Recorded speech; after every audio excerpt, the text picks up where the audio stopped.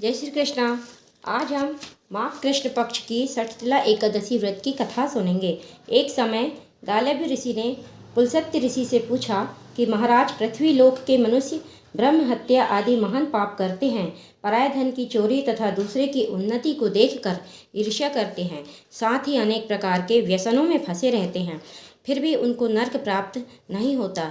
इसका क्या कारण है? वह न जाने कौन सा दान पुण्य करते हैं जिससे उनके पाप नष्ट हो जाते हैं।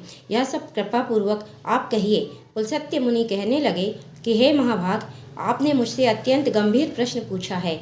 इससे संसार के जीवों का अत्यंत भला होगा। इस भेद को ब्रह्मा, विष्णु, रुद्र तथा इंद्र आदि भी नहीं जानते, परंतु मैं आपको यह गुप्त तत्व अवश्य बताऊंगा। माघ मास के लगते ही मनुष्य को स्नान आदि करके शुद्ध रहना चाहिए और इंद्रियों को वश में करके तथा काम, क्रोध, लोभ, मोह, अहंकार, ईर्ष्या और द्वेष आदि का त्याग कर भगवान का स्मरण करना चाहिए। पुष्य नक्षत्र में गोबर, कपास, तिल मिलाकर उनके कंडे बनाने चाहिए। उन कंडों से 108 बार हवन करना चाहिए और उस दिन मूल नक्षत्र हो और एकादशी तिथि हो तो अच्छे पुण्य देने वाले नियमों को ग्रहण करें। स्नान आदि नित्य क्रिया से निवृत्त होकर सब देवताओं के देव श्री भगवान का पूजन कर और एकादशी का व्रत धारण करें। रात्रि को जागरण करना चाहिए। उसके दूसरे दिन धूप, दीप, नैवेद्य आदि से भगवान का पूजन करके खिचड़ी भोग लगावें। तत्पश्चात पेठा, नारियल, सीताफल या सुपारी सहित अर्घ्य देकर स्तुति करनी चाहिए कि भगवान, आप दीनों को शरण देने वाले हैं, इस संसार सागर में फंसे हुए मनुष्यों का उद्धार करने वाले हैं। हे पुंडरीकाक्ष, हे विश्व भावन, हे सुब्रह्मण्य, हे पूर्वज, हे जगतपते, आप लक्ष्मी सहित इस तुच्छ अर्घ्य को ग्रहण करें। इसके पश्चात जल से भरा हुआ कुंभ घड़ा ब्राह्मण को दान करें तथा ब्राह्मण को श्याम गौ और तिल पात्र देना भी उत्तम है। तिल स्नान और भोजन दोनों ही श्रेष्ठ हैं। इस प्रकार जो मनुष्य जितने तिलों का दान करता है उतने ही 1000 वर्ष स्वर्ग में वास करता है। तिल स्नान, तिल का उबटन, तिल का हवन, तिल का तर्पण, तिल का भोजन और तिलों का दान, ये तिल के 6 प्रकार के प्रयोग होने के कारण यह षठतिला एकादशी कहलाती है। इस व्रत के करने से अनेक प्रकार के पाप नष्ट हो जाते हैं। इतनी कथा कहकर पुलस्त्य ऋषि कहने लगे कि अब मैं इस षठतिला एकादशी व्रत की कथा तुमसे कहता हूँ। एक समय नारद जी ने भगवान श्री विष्णु से यही प्रश्न किया था और भगवान ने जो षठतिला एकादशी का महत्व नारद जी से कहा सो मैं तुमसे कहता हूँ।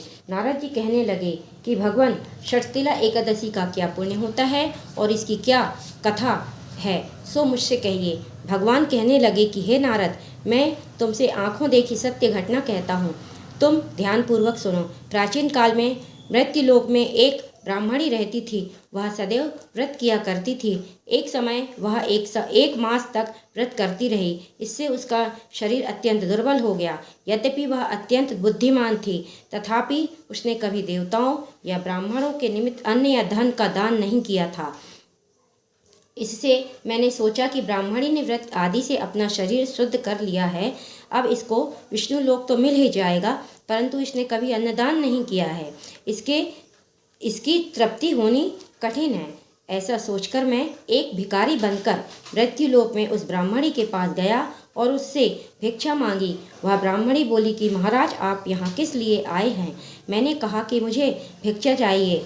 इस पर उसने एक मिट्टी का ढेला मेरे भिक्षा पात्र में डाल दिया। मैं उसे लेकर स्वर्ग में लौट आया। कुछ समय पश्चात वह ब्राह्मणी भी शरीर त्याग कर स्वर्ग में आ गई। उस ब्राह्मणी को मिट्टी का दान करने से स्वर्ग में सुंदर महल मिला, परंतु उसने अपने घर को अन्न आदि सब सामग्रियों से शून्य पाया। घबराकर वह मेरे पास आई और कहने लगी कि भगवान, मैंने अनेकों व्रत आदि से आपकी पूजा की, परंतु फिर भी मेरा घर अन्न आदि सब वस्तुओं से शून्य है। इसका क्या कारण है? मैंने कहा कि पहले तुम अपने घर जाओ, देव स्त्रियां तुम्हें देखने के लिए आएंगी। पहले उनसे षठतिला एकादशी का पुण्य और विधि सुन लो, तब द्वार खोलना। मेरे ऐसे वचन सुनकर वह अपने घर गई। जब देव स्त्रियां आई और द्वार खोलने के लिए कहा तो ब्राह्मणी बोली कि आप तुझे देखने के लिए आई हैं, तो षठतिला एकादशी का महत्व कहिए। उनमें से एक देव स्त्री कहने लगी कि मैं कहती हूँ, जब ब्राह्मणी ने षटतिला एकादशी का महत्तम सुना तो फिर उसने द्वार खोला। देवांगनाओं ने उनको देखा कि ना तो वह गांधर्वी हैं और ना आसुरी हैं, वरन पहले जैसी मानुषी हैं। उस ब्राह्मणी ने भी अनेक कथनानुसार षटतिला एकादशी का व्रत किया। इसके प्रभाव से वह सुंदर और रूपवती हो गई तथा उसका घर अन्न आदि समस्त सामग्रियों से युक्त हो गया।